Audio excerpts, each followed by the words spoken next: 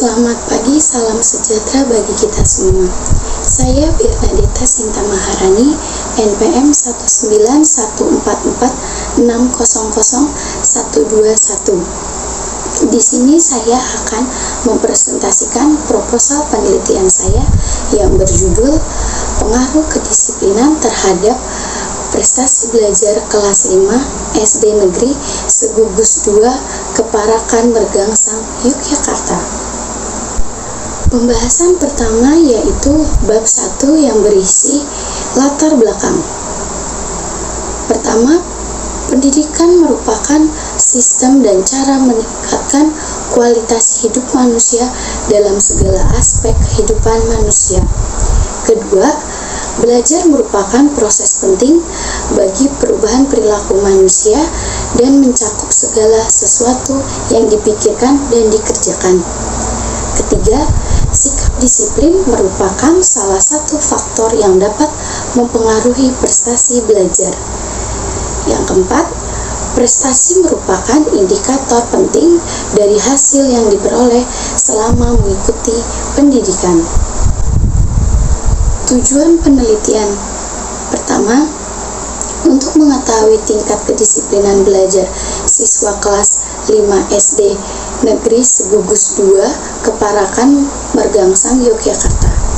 Kedua, untuk mengetahui seberapa pengaruh kedisiplinan terhadap prestasi belajar siswa kelas 5 SD Negeri Segugus 2 Keparakan Mergangsang, Yogyakarta. Rumusan masalah. Apakah kedisiplinan berpengaruh terhadap prestasi belajar siswa kelas 5 SD Negeri Segugus 2 Keparakan Mergangsang, Yogyakarta? Pembahasan selanjutnya bab 2, landasan teori dan hipotesis, yang berisi kajian teori, yaitu 1. Pengertian disiplin adalah kesediaan untuk memenuhi peraturan yang berlaku yang didasari adanya kesadaran akan nilai dan pentingnya suatu aturan. Yang kedua, faktor-faktor mempengaruhi pembentukan kedisiplinan. Menurut Marijan 2016, faktor yang berpengaruh terhadap pembentukan disiplin individu yaitu antara lain teladan, lingkungan berdisiplin, latihan disiplin. Ketiga, fungsi kedisiplinan menurut TU 2004 bahwa fungsi kedisiplinan antara lain yaitu 1. Menata kehidupan bersama. 2. Membangun kepribadian. Ketiga, melatih kepribadian. Keempat, pemaksaan. Kelima, hukuman. Dan keenam, menciptakan lingkungan yang kondusif. Yang keempat, pengertian belajar. Belajar juga merupakan proses perubahan perilaku karena adanya interaksi antara individu dengan lingkungan.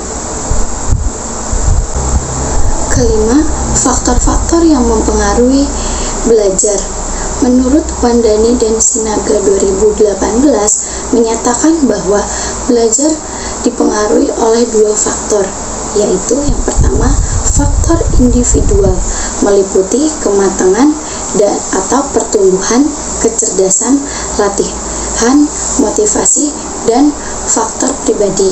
Yang kedua, faktor sosial meliputi keluarga atau keadaan rumah tangga, guru, dan cara mengajarnya, alat yang digunakan dalam kegiatan belajar, lingkungan, dan kesempatan yang tersedia, dan motivasi sosial.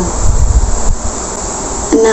Ciri-ciri belajar menurut Uberti 2013 yaitu 1. Adanya perubahan tingkah laku baru, baik berupa pengetahuan, keterampilan, maupun nilai dan sikap. Yang kedua, perubahan yang terjadi sifat menetap dan tidak langsung sesaat. Yang ketiga, perubahan yang terjadi disebabkan karena usaha dan akibat dari interaksi dengan lingkungan. Yang keempat, perubahan tidak semata-mata disebabkan oleh pertumbuhan fisik atau kedewasaan, kelelahan, penyakit, serta pengaruh obat-obatan. 7. Pengertian prestasi belajar. Prestasi belajar menurut Ahmad Susanto merupakan tolak ukur yang digunakan untuk menentukan tingkat keberhasilan siswa dalam mengetahui dan memahami suatu mata pelajaran yang biasanya dinyatakan dengan nilai yang berupa huruf atau angka-angka. 8. Faktor-faktor yang mempengaruhi prestasi belajar menurut Hamid Darmadi 2012, yaitu dapat digolongkan menjadi 2 faktor. Faktor pertama, faktor intern meliputi 1. Faktor jasmani yang terdiri atas faktor kesehatan dan cacat tubuh. 2. Faktor psikologi yang terdiri atas inteligensi, perhatian, minat, bakat, kematangan, dan kelemahan. Faktor yang kedua yaitu faktor ekstern, meliputi yang pertama, faktor keluarga terdiri atas cara orang tua mendidik, relasi anggota keluarga, suasana rumah tangga, dan keadaan ekonomi keluarga. Yang kedua, faktor sekolah terdiri atas metode mengajar, kurikulum, relasi guru dengan siswa, disiplin, keadaan gedung, metode mengajar, dan tugas belajar. Yang ketiga, faktor masyarakat terdiri atas kegiatan siswa dalam masyarakat, media massa, teman bergaul, bentuk kehidupan masyarakat. Yang kedua, kerangka berpikir, pengaruh kedisiplinan terhadap prestasi belajar peserta didik ada 2 aspek. Yang pertama, kedisiplinan meliputi peraturan, hukuman, penghargaan, konsisten. Aspek yang kedua, prestasi belajar yaitu kognitif, afektif, psikomotorik. Pembahasan terakhir, bab 3, metode penelitian yang berisi 1. Teknik pengumpulan data. Yang pertama, kuesioner atau angket. Kuesioner adalah daftar pertanyaan atau pernyataan tertulis yang saya berikan kepada orang lain yang mau menanggapi atau responden sesuai dengan permintaan penggunaan.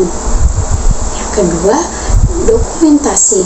Metode dokumentasi merupakan metode pengumpulan data yang berupa suatu laporan tertulis dari suatu peristiwa dan sengaja disimpan sebagai dokumen atau sumber data.